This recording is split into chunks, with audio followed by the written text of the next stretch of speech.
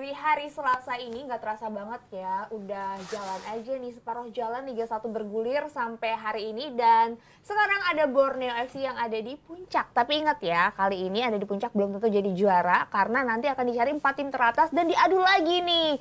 Aduh, deg-degan banget, udah lama nggak ada Agri, udah lama banget nggak ketemu sama senior-senior di sini. Ada Om Yuke dan juga Mas Gita, katanya Om Yuke makin viral ya. Nggak tahu, gue nggak denger tuh. Biasanya yang viral nggak tahu emang. Iya, berarti kayak Cipung. betul. Cipung kan viral tapi nggak tahu kan. Daripada kesel. Oke. Bung Yuke keluarin statement-statement yang bikin emosi lagi, nggak apa-apa kok Bung Yuke. Biar makin banyak yang nonton. Fansnya Bung Yuke mana Jebret Tim? Boleh langsung komen di bawah siapa nih yang pro sama Om Yuke, siapa yang kontra. Oke, ini seru banget ya. Kita ngomongin dulu tim-tim teratas di Liga 1 mulai dari Borneo dulu ya, si pemuncak klasmen.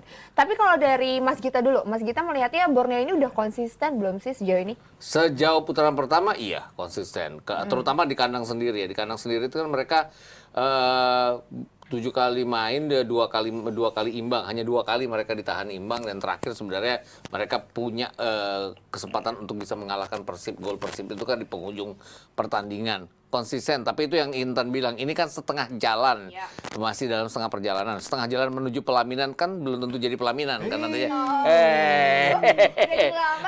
Iya enggak. Apalagi kan ini sekarang kan urutan 1 tuh belum tentu juara kan. Dia juara reguler musim, playoff kan masih 1 2 3 4, nanti 4 lawan 1, 2 lawan 3. Jadi ya masih ya belum tentu mereka menjadi juara Indonesia gitu jadinya. Klasmennya klasmen fake berarti. Iya. Viral lagi lontar lo di fake. Karena klasmennya nggak menjamin tim itu juara.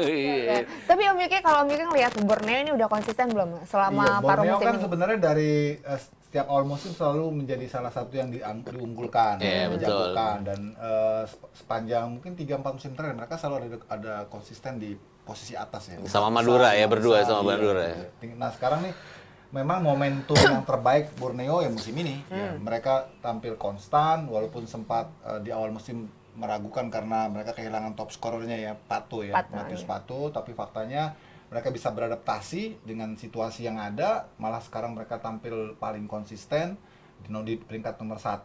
Dari 10 laga mereka hanya kalah sekali lawan Persebaya, selebihnya mereka 8 menang, 1 seri. Jadi ini tim yang sangat menjanjikan buat putaran kedua. Tinggal bagaimana ini memelihara suasana ruang ganti Peter Huistra ya. Transformasinya menurut gue sih bagus banget, cepet banget dengan stok pemain yang mereka miliki saat ini gitu.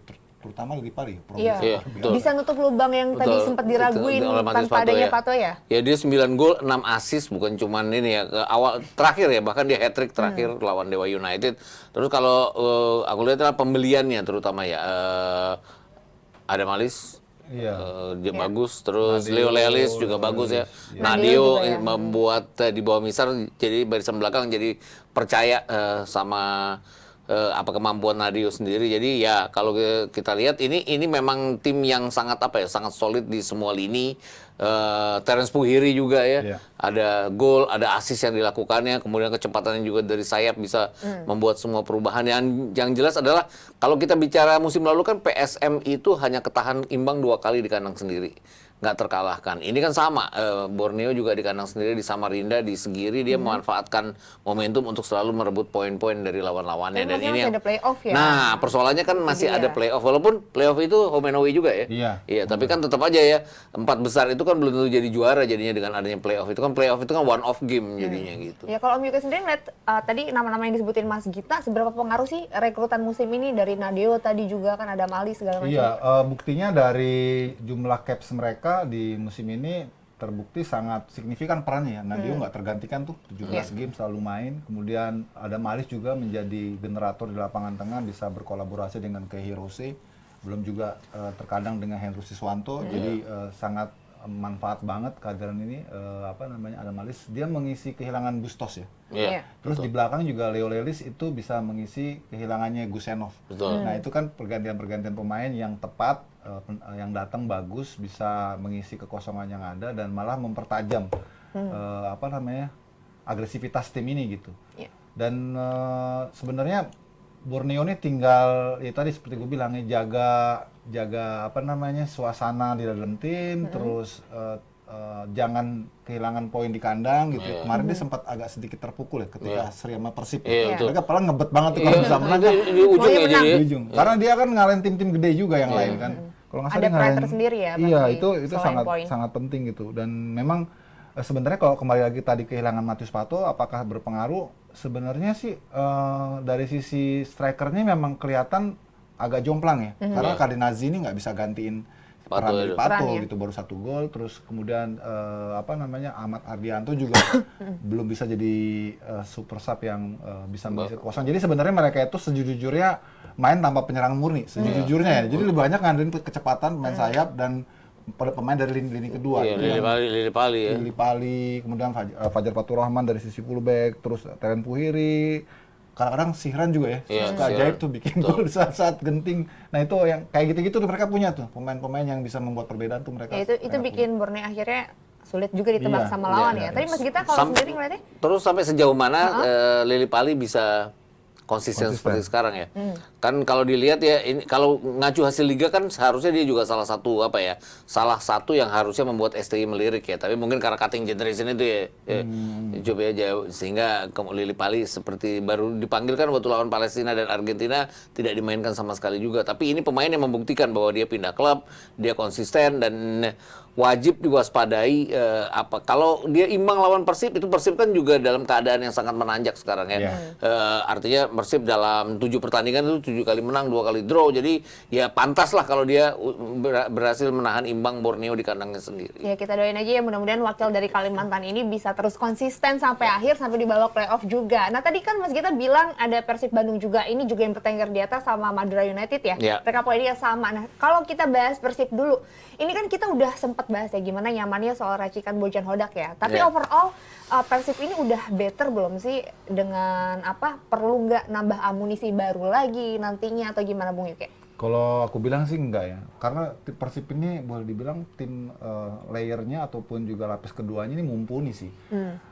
Bayangin seperti Setiap posisi ya. Iya, Febri Haryadi aja tuh camat loh, pemain sehebat itu harus menjadi sekarang tidak dapat kesempatan mumpuni karena memang pemain-pemain lainnya juga ikut bersaing. Ini menciptakan persaingan dalam tim yang bagus menurut gue sih. Jadi kalau dari sisi ke dalam Persib ini udah cukup, tinggal jangan nanti yang aneh-aneh gitu ya, ada masalah ini masalah itu karena internalnya kan kadang-kadang Iya, yang jadi manajemen persoalan. atau apa ya. Kayak kemarin udah mulai awalnya yang sangat bagus sama Luis Milla, tiba-tiba dia mundur terus ganti lagi Hodak, jangan sampai ntar kenapa-napa lagi Hodaknya nih.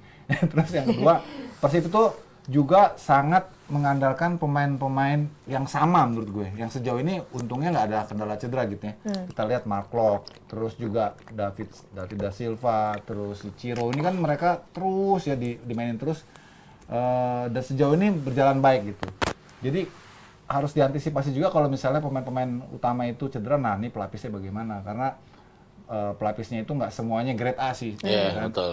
Bahkan tadi seperti gue bilang, seperti Febri aja praktis sudah nggak pernah lagi dapat kesempatan, musim ini baru 3 kali main, itu juga bukan pemain utama. Terus Beckham juga sekarang mendapatkan posisi baru ya, dia lebih banyak main sebagai Tengah ya. iya, sektor tengah ke samping malah Iya, sayap ya.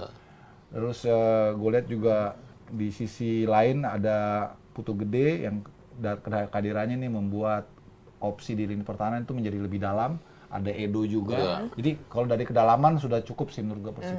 Dan kalau dilihat kan seluruhnya kayak posisi back kiri aja. Ada satu, kemudian tadi ada Edo ya. Iya. Bahkan kemarin sampai menit keberapa penonton itu tiba-tiba kok loh ya Hanusa main lagi, Bule main lagi ya. Ini artinya yang udah lama dibangun cadangan bisa dipasang di situ. Kemudian kabarnya kan Ricky Kambuaya tengah musim akan dipanggil kembali gitu. Terus Hen juga akan balik lagi. Ini artinya dia dipinjemin ya? Iya, dipinjemin.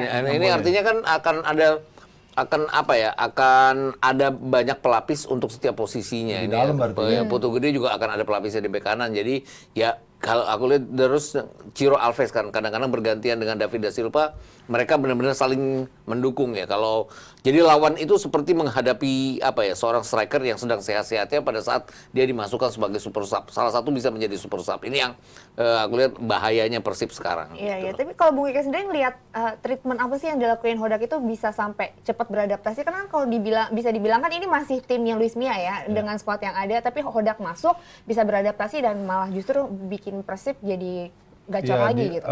kalau gue sempat curi dengar sih dari beberapa pemain Persib tuh mereka sempat kaget juga dengan metodenya Hodak ya. Kan lebih ngandelin fisik ya, Iya. lebih ngandelin disiplin, power, intensitas gitu ya. Pemain Lebih Persib force tuh, mainnya ya. iya, main Persib yang mungkin waktu dulu pegang Luis Milla lebih humanis gitu Iya, kan. lebih stylish ya. Dan apa ya? Harus lebih tough ya. Harus lebih kuat gitu. Tapi kan pada akhirnya sebenarnya yang beradaptasi bukannya Hodaknya, pemainnya harus beradaptasi sama pelatihnya Pelatih. kan. Pelatihnya modelnya kayak gini dan Persib mainnya lebih apa ya? Lebih advance ya, lebih progresif, lebih efektif. Karena nggak lagi banyak menari-nari dengan bola sebenarnya, tapi langsung lebih cepat vertikal. Kalau mendapat momen counter attack langsung dituju Ciro, kemudian juga David da Silva, baru kemudian pemain-pemain lini keduanya follow up. Itu cepat gitu loh. Itu yang agak beda dengan Persib, tapi so far gue suka sih main kayak gini gitu ya. Jadi nggak usah terlalu lama ball possession, tapi langsung ke depan, langsung ke jantung pertahanan, kemudian langsung rush gitu ya. Second line-nya, dan itu cukup berhasil gitu. Ya, Mas Gita juga lebih suka dengan permainan Persib yang sekarang Iya, atau? lebih straight ya mereka ya. Artinya kan mungkin gini, Hodak berpikir bahwa poin dia ketinggalan ya dari lawan-lawan yang kemudian sudah 2 kali kalah kan pada saat dia pegang. Ini kemudian 9 pertandingan terakhir mereka kan yang paling banyak mendapatkan poin, 7 kali menang, 2 kali imbang. Jadi ini yang diuber sama Hodak, at least 3 poin walaupun mau ugly win lah ya. Yang penting dapat 3 poin untuk membuat mereka bersaing di papan atas. Tapi mereka nggak sendiri loh, artinya Borneo juga konsisten. Di luar 4 besar kan Bali United juga 6 pertandingan terakhir 5 kali menang, 1 kali imbang dengan permainan yang jelek-jelek juga ya, tapi dapat 3 poin. Ini yang juga harus diwaspadai. Bahayanya datang dari berbagai macam klub yang di awal-awal nggak kelihatan bagus tapi mendapatkan hasil di akhir-akhir paruh musim. Tapi kalau Mas Gita ngeliat sendiri dari secara permainan Persib nih nanti bisa masuk Ya, nggak nih ke zona 4 besar champion? ya, iya. Minimal Iya. 4 besar dulu, terus nanti bisa dikirim nggak nih ke Iya, AFC dan harusnya iya ya kalau melihat konsistensi sekarang, dan semua sih seperti yakin apa yang sudah dilakukan Hodak. Beda gayanya dengan Luis Milla, jadi kayak kok ini pemain-pemain dengan segala macam skillful mereka kok jadi pemain-pemain yang keras dan segala macam itu, tapi ternyata itu membuahkan hasil. Tapi kalau Bung Ike sendiri yakin 4 besar masuk ya? Yakin sih. Persib ngelihat dari progresnya bagus ya. Karena dia terus kelihatan ya ininya konstruksi permainannya, ketajamannya, dan memang kalau ukurannya saat ini pantas. Memang pantas. Tapi kita nggak tahu ya, masih ada 17 Iya, game. 17 game di putaran kedua ya. Kita juga nggak tahu apakah misalnya Madura bisa konsisten gitu kan. Misal terus Rans nih yang boleh dibilang sebagai baby boomer ya. Iya. Mungkin nggak mereka dengan situasi yang sekarang kelihatan mengejutkan bisa tetap konstan, bisa masuk ke 4 besar ya, masih banyak Ya. waktu untuk Soalnya kan ujian ke depannya bukan cuma lawan-lawan ya, tapi gini, kan nanti mulai minggu depan ada week ke-18 kan mulai. Tapi kan kemudian nanti terhenti oleh FIFA Matchday. Mulai lagi sampai Desember. Terus terhenti libur di Piala Asia. Usai Piala Asia satu week mereka main, mereka ada Pilpres ya, berhenti lagi. Terus VAR mulai digunakan. Nah, VAR Selama ini Pilpres berapa lama? 1 minggu, Oh, 1 minggu. satu Oke, minggu terus? aja. Selama Pilpres itu aja ya. Terus ada VAR digunakan kan mulai week ke-24 sampai week 34. Jadi 10 minggu pakai VAR, kan segala macam sesuatu bisa terjadi ya di VAR itu. jadi emang dinamikanya akan sangat cair. Iya, betul. Putaran kedua nanti. Betul. Persoalan bagaimana menjaga kebugaran, menjaga mood karena beberapa kali harus off. Off, gitu iya, kan. Itu betul. kan periodisasi dari tim pelatih itu juga sangat penting. Betul, belum pemain cedera pulang dari Piala Asia ya. Ya. Itu dia. Iya. Tapi Bung Ike kan kita sering banget nih ngebimbing terutama pemain-pemain muda ya. Biasanya kalau misalnya berubah dari Luis Milla yang kalau Bung Ike bilang lebih humanis, terus pindah ke pelatih yang harus keras. lebih keras, lebih tough, itu biasanya prosesnya gimana sih Bung Ike? Maksudnya si pemain ini apakah banyak pemain yang cepat adaptasi atau ada yang mengeluh atau gimana tuh biasanya gimana? Kalau membina tim usia muda harus humanis. Oh justru malah beda ya. Harus humanis. Kalau ini di Liga Kalau 1 lebih di cocok senior ya, straight. harus yang straight, harus yang tough, disiplin, karena udah senior. Mau ngapain lagi humanis, gampar-gamparin aja kalau bandel. Pokoknya bentakin lo gimana sih harus bisa Ya, gitu karena ya. itu harus profesional lah, harus respect Iya, lah. iya. Siapapun pelatihnya gitu kan. Apalagi ini senior, pasti tuntutan prestasi, tuntutan target itu kan pasti dari manajemen ya sangat penting gitu untuk pemain itu bisa ikutin gitu. Kalau mereka nggak bisa adaptasi sama pelatihnya, kalau pelatihnya yang keras ya dia akan tertinggal, akan ditinggalin gitu. Idealisnya kan harus idealis si pelatih ya, karena kan segala macam tanggung jawabnya tanggung jawab pelatih. Jadi kalau dilihat di sini kan Persib oke mengikutinya dengan sangat baik gitu. Dan dan nggak ada ngambek-ngambekan ya. Kalau kita lihat kan David da Silva kadang-kadang cadangan, kemudian Ciro kemudian cadangan.